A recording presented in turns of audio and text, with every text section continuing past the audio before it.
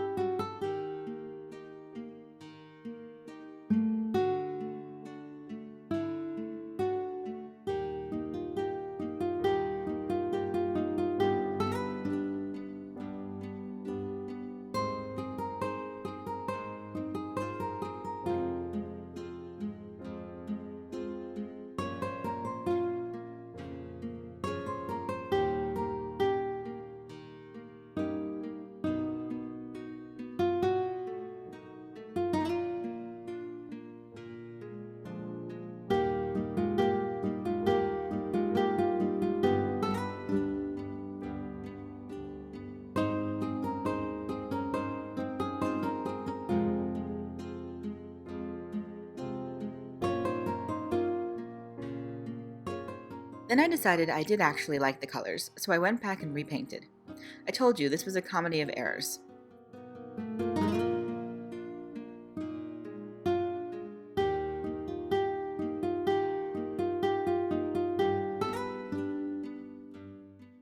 I dried the panel with my heat gun and then painted the ocean with Mermaid Lagoon and Peacock Feathers Distress Ink. I blotted off a bit of the paint where the sun would be reflected in the water.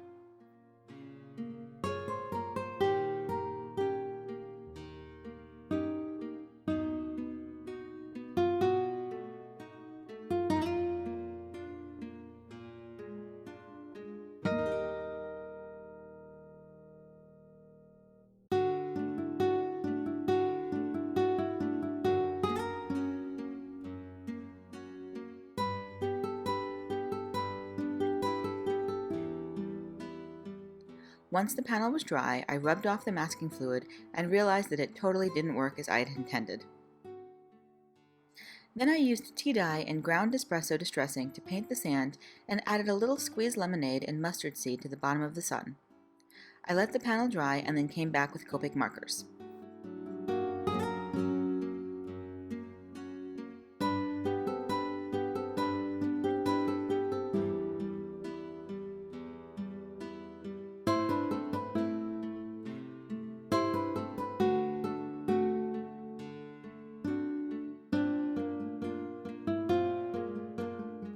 Originally, I had intended to watercolor the entire panel, but then I panicked about trying to shade the palm trees and decided Copics would be best.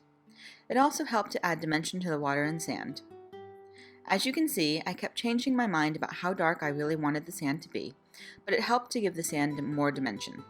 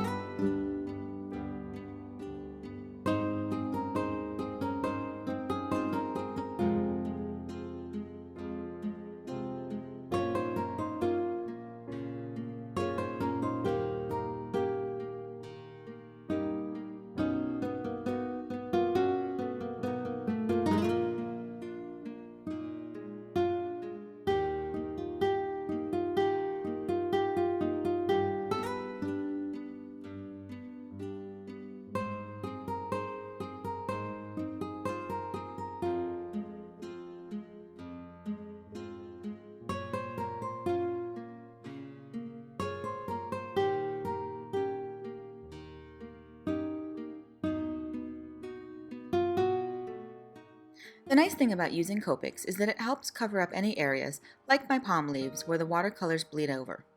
Originally, when I had intended to paint everything, I was thinking it would be more of a loose watercolor wash, but adding the Copics meant it needed to be a little bit more defined.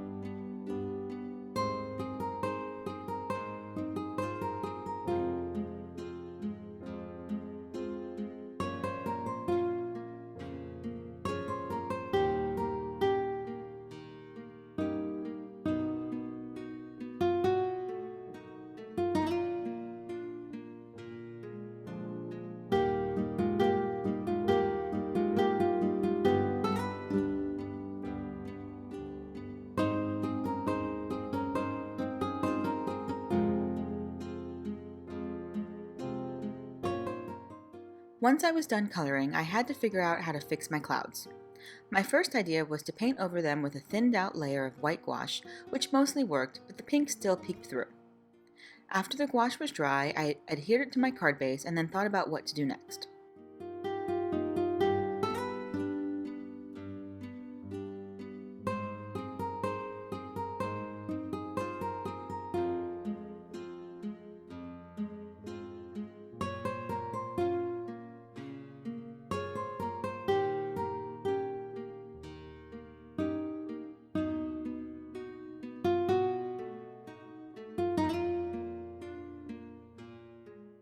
I decided if all else fails, just add glitter.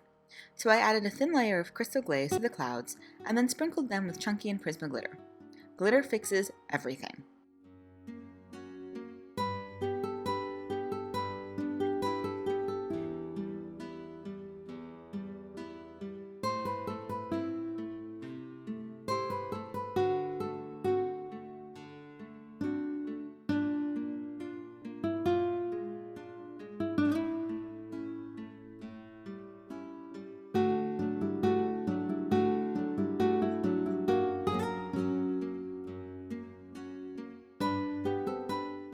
Once the glaze was dry, I remembered to color in my birds with Copics. Then I added accents with a white gel pen and a Posca white marker. I also added a thin layer of crystal glaze to the sun and in wavy reflections below the sun to finish the card.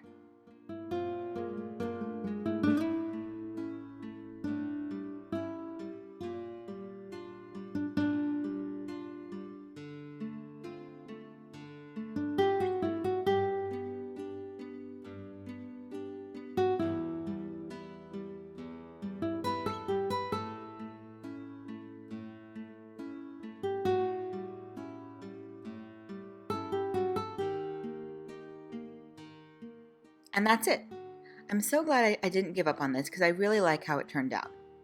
Today we're celebrating the Rest and Refresh release with a big blog hop, so head to my blog to comment and join the hop. Every stop on the hop is giving away a $25 gift card to Simon Says Stamp to one lucky commenter. And I also have another project on my blog you can check out. You can find links to my blog and all of the products I used in the YouTube description below. And if you liked my video, please give it a thumbs up and click the subscribe button so you won't miss any of my future videos. Thanks so much for watching, have a wonderful day, and happy crafting! Bye!